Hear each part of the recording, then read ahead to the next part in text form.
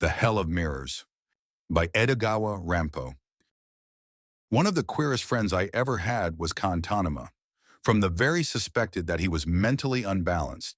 Some might have called him just eccentric, but I am convinced he was a lunatic. At any rate, he had one mania, a craze for anything capable of reflecting an image, as well as for all types of lenses.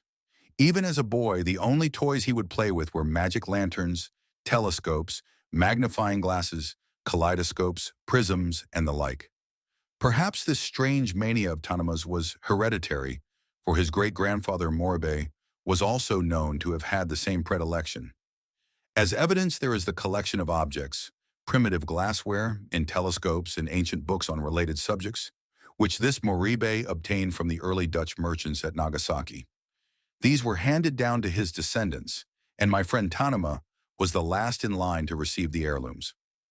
Although episodes concerning Tanuma's craze for mirrors and lenses in his boyhood are almost endless, those I remember most vividly took place in the latter part of his high school days, when he was deeply involved in the study of physics, especially optics.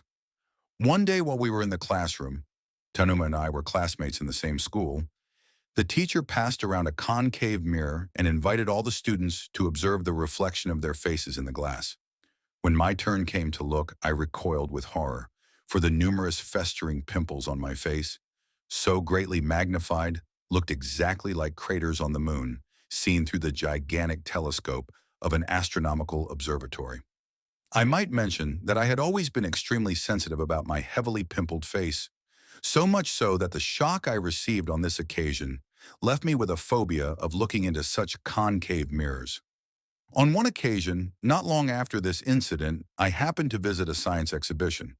But when I spotted an extra-large concave mirror mounted in the far distance, I took to my heels in holy terror.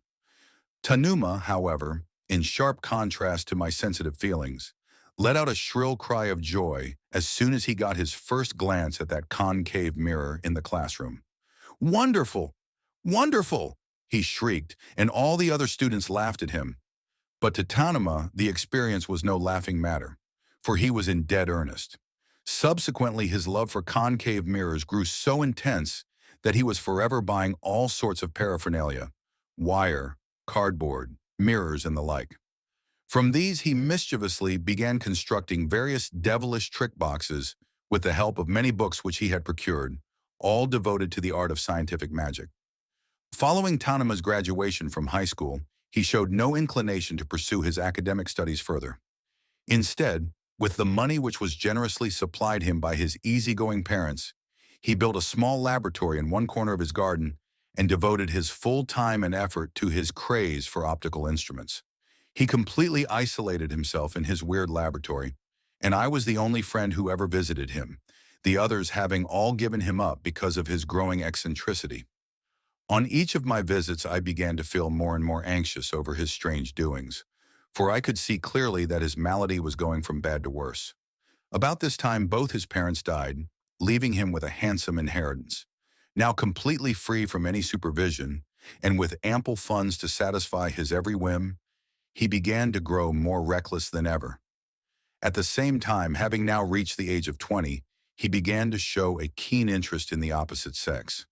This interest intermingled with his morbid craze for optics, and the two grew into a powerful force in which he was completely enmeshed. Immediately after receiving his inheritance, he built a small observatory and equipped it with an astronomical telescope in order to explore the mysteries of the planets.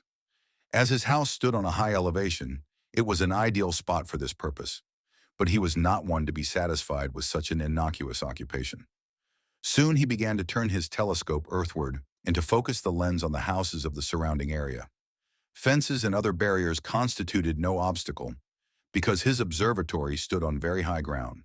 The occupants of the neighboring houses, utterly unaware of Tanuma's prying eyes peering through his telescope, went about their daily lives without any reserve, their sliding paper windows wide open. As a result, Tanuma derived hitherto unknown pleasures from his secret explorations into the private lives of his neighbors. One evening, he kindly invited me to take a look, but what I saw made me blush a deep crimson, and I refused to partake any more in his observations. Not long after, he built a special type of periscope which enabled him to get a full view of the rooms of his many young maidservants while he was sitting in his lab. Unaware of this, the maids showed no restraint in whatever they did in the privacy of their own rooms. Another episode, which I can never erase from my mind, concerned insects. Tanuma began studying them under a small microscope, deriving childish delight from watching both their fighting and their mating. One particular scene which I had the misfortune of seeing was that of a crushed flea. This was a gory sight indeed, for magnified 1,000-fold, it looked like a large wild boar struggling in a pool of blood. Sometime after this, when I called on Tanuma one afternoon and knocked on his laboratory door, there was no answer. So I casually walked in, as was my custom. Inside it was completely dark, for all the windows were draped with black curtains. And then suddenly on the large wall ahead of me, there appeared some blurred and indescribable object, so monstrous in size that it covered the entire space. I was so startled that I stood transfixed. Gradually, the thing on the wall began to take definite shape. The first shape that came into focus was a swamp overgrown with black weeds. Beneath it, there appeared two immense eyes the size of washtubs, with brown pupils glinting horribly, while at their sides there flowed many rivers of blood on a white plateau. Next came two large caves from which there seemed to protrude the black, bushy ends of large brooms. These, of course, were the hairs growing in the cavities of a gigantic nose. Then followed two thick lips, which looked like two large crimson cushions, and they kept moving, exposing two rows of white teeth the proportions of roof tiles. It was a picture of a human face. Somehow I thought I recognized the features despite their grotesque size. Just at this point I heard someone calling, "Don't be alarmed. It's only me." The voice gave me another shock, for the large lips moved in synchronization with the words, and the eyes seemed to smile. Abruptly, without any warning, the room was filled with light, and the apparition on the wall vanished. Almost simultaneously, Tanuma emerged from behind a curtain at the rear of the room. Grinning mischievously, he came up to me and exclaimed with childish pride, "Wasn't that a remarkable show?" While I continued to stand motionless, still speechless with wonder, he explained to me that what I had seen was an image of his own face, thrown on the wall by means of a stereopticon, which he had had specially constructed to project the human face. Several weeks later, he started another new experiment. This time, he built a small room within the laboratory, the interior of which was completely lined with mirrors. The four walls plus floor and ceiling were mirrors. Hence, anyone who went inside would be confronted with reflections of every portion of his body. And as the 6 mirrors reflected one another, the reflections multiplied and remultiplied ad infinitum. Just what the purpose of the room was, Tanuma never explained.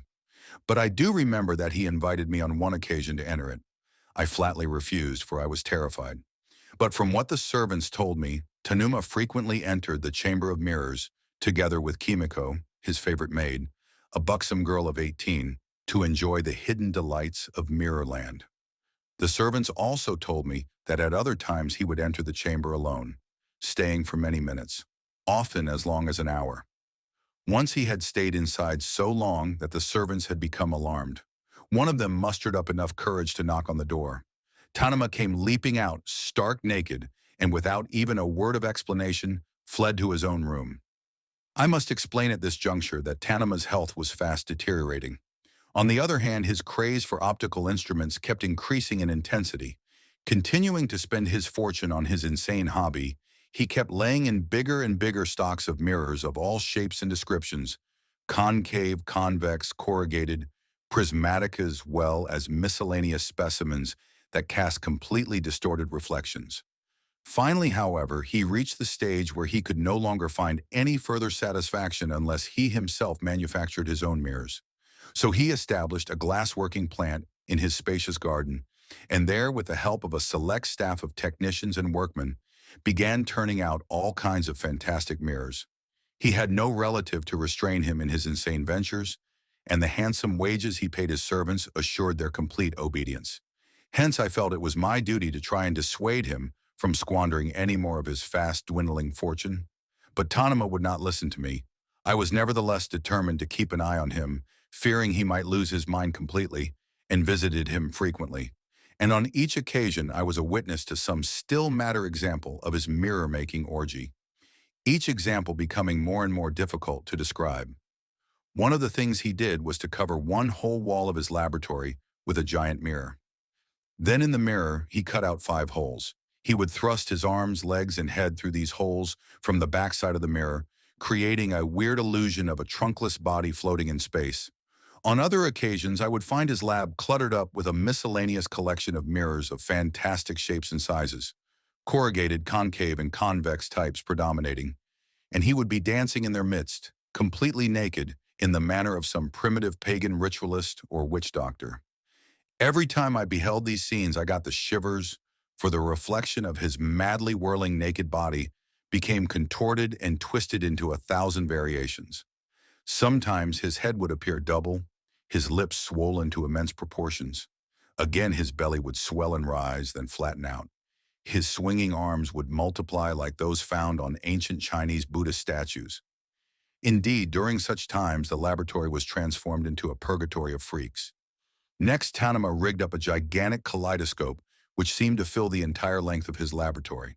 This was rotated by a motor, and with each rotation of the giant cylinder, the mammoth flower patterns of the kaleidoscope would change in form and hue: red, pink, purple, green, vermilion, black, like the flowers of an opium addict's dream. And Tanema himself would crawl into the cylinder, dancing there crazily among the flowers, his stark naked body and limbs multiplying like the petals of the flowers, making it seem as if he too were one of the flowery features of the kaleidoscope. Nor did his madness end here, far from it. His fantastic creations multiplied rapidly, each on a larger scale than the previous one. Until about this time, I had still believed that he was partly sane, but finally even I had to admit he had completely lost his mind. And shortly thereafter came the terrible, tragic climax. One morning I was suddenly awakened by an excited messenger from Tanuma's house. "A terrible thing has happened. Miss Kimiko wants you to come immediately," the messenger cried, his face white as a sheet of rice paper. "What's the matter?" I asked, hurriedly getting into my clothes. "We don't know yet," exclaimed the servant, "but for God's sake, come with me at once." I tried to question the servant further, but he was so incoherent that I gave up and hurried as fast as I could to Tanuma's laboratory. Entering that eerie place, the first person I saw was Kimiko, the attractive young parlor maid whom Tanuma had made his mistress. Near her stood several of the other maids, all huddled together and gazing horror-struck at a large spherical object reposing in the center of the room. This sphere was about twice as large as the ball on which circus clowns often balance themselves. The exterior was completely covered with white cloth. What terrified me was the fantastic way this sphere kept rolling slowly and haphazardly, as if it were alive. Far more terrible, however, was the strange noise that echoed faintly from the interior of the ball. It was a laugh, a spine-chilling laugh that seemed to come from the throat of a creature from some other world. What's going on? What in the world is happening?" I asked the stunned group. We don't know," one of the maids replied dazedly. "We think our master's inside, but we can't do anything. We've called several times, but there's been no answer except the weird laughter you hear now." Hearing this, I approached the sphere gingerly, trying to find out how the sounds got out of the sphere. Soon I discovered several small air holes. Pressing my eye to one of these small openings, I peered inside, but I was blinded by a brilliant light and could see nothing clearly. However, I did ascertain one thing. There was a creature inside. "Tanuma! Tanuma!" I called out several times, putting my mouth against the hole, but the same weird laughter was all that I could hear. Not knowing what to do next, I stood, uncertainly watching the ball roll about. And then suddenly I noticed the thin lines of a square partition on the smooth exterior surface. I realized at once that this was a door, allowing entry into the sphere. But if it's a door, where's the knob? I asked myself. Examining the door carefully, I saw a small screw hole, which must have held some kind of a handle. At the sight of this, I was struck by a terrible thought. It's quite possible, I told myself, that the handle has accidentally come loose, trapping inside whoever it is that entered the sphere. If so, the man must have spent the entire night inside, unable to get out. Searching the floor of the laboratory, I soon found a T-shaped handle. I tried to fit it to the hole, but it would not work, for the stem was broken. I could not understand why in the world the man inside, if indeed it was a man, didn't shout and scream for help instead of letting out those weird chuckles and laughs. Maybe, I suddenly reminded myself with a start, Tanuma is inside and has gone stark raving mad. I quickly decided that there was but one thing to do. I hurried to the glass works, picked up a heavy hammer, and rushed back into the lab. Aiming carefully, I brought the hammer down on the globe with all my might. Again and again I struck at the strange object, and it was soon reduced to a mass of thick fragments of glass. The man who crawled out of the debris was indeed none other than Tanuma. But he was almost unrecognizable, for he had undergone a horrible transformation. His face was pulpy and discolored, his eyes kept wandering aimlessly, his hair was a shaggy tangle, his mouth was agape, the saliva dripping down in thin, foamy ribbons. His entire expression was that of a raving maniac. Even the girl Kimiko recoiled with horror after taking one glance at this monstrosity of a man. Needless to say, Tanuma had gone completely insane. But how did this come about, I asked myself. Could the mere fact of confinement inside this glass sphere have been enough to drive him mad? Moreover, what was his motive in constructing the globe in the first place? Although I questioned the servants still huddled close to me, I could learn nothing, for they all swore they had known nothing of the globe, not even that it had existed. As though completely oblivious of his whereabouts, Tanuma began to wander about the room, still grinning. Kimiko overcame her initial fright with great effort and tearfully tugged at his sleeves. Just at this moment, the chief engineer of the glass works arrived on the scene to report for work. Ignoring his shock at what he saw, I started to fire questions at him relentlessly. The man was so bewildered that he could barely stammer out his replies. But this is what he told me. A long time ago, Tanuma had ordered him to construct this glass sphere. Its walls were half an inch thick and its diameter about 4 feet. In order to make the interior a one-unit mirror, Tanuma had the workmen and engineers paint the exterior of the globe with quicksilver, over which they pasted several layers of cotton cloth. The interior of the globe had been built in such a way that there were small cavities here and there as receptacles for electric bulbs, which would not protrude. Another feature of the globe was a door just large enough to permit the entrance of an average-sized man. The engineers and workers had been completely unaware of the purpose of the product, but orders were orders, and so they had gone ahead with their assignment. At last, on the night before, the globe had been finished, complete with an extra-long electric cord fitted to a socket on the outer surface, and it had been carefully brought into the lab. They plugged the cord into a wall socket and then departed at once, leaving Tanuma alone with the sphere. What happened later was, of course, beyond the realm of their knowledge. After hearing the chief engineer's story, I asked him to leave. Then, putting Tanuma in the custody of the servants, who led him away to the house proper, I continued to stand alone in the laboratory, my eyes fixed on the glass fragments scattered about the room, desperately trying to solve the mystery of what had happened. For a long while I stood thus, wrestling with the conundrum.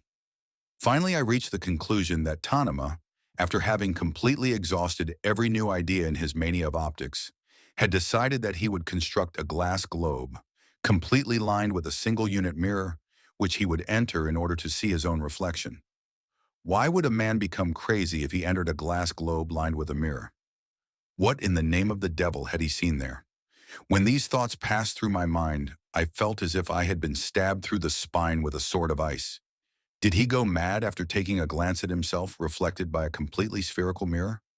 Or did he slowly lose his sanity after suddenly discovering that he was trapped inside his horrible round glass coffin, together with that reflection?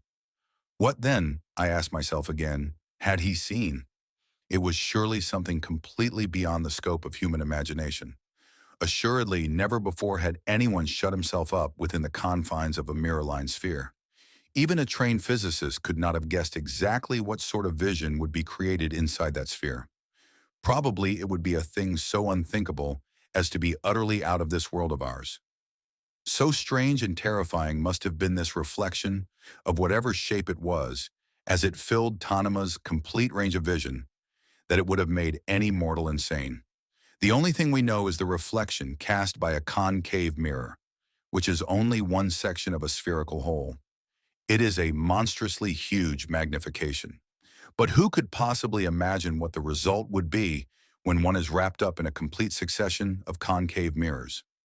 My hapless friend, undoubtedly, had tried to explore the regions of the unknown, violating sacred taboos, thereby incurring the wrath of the gods.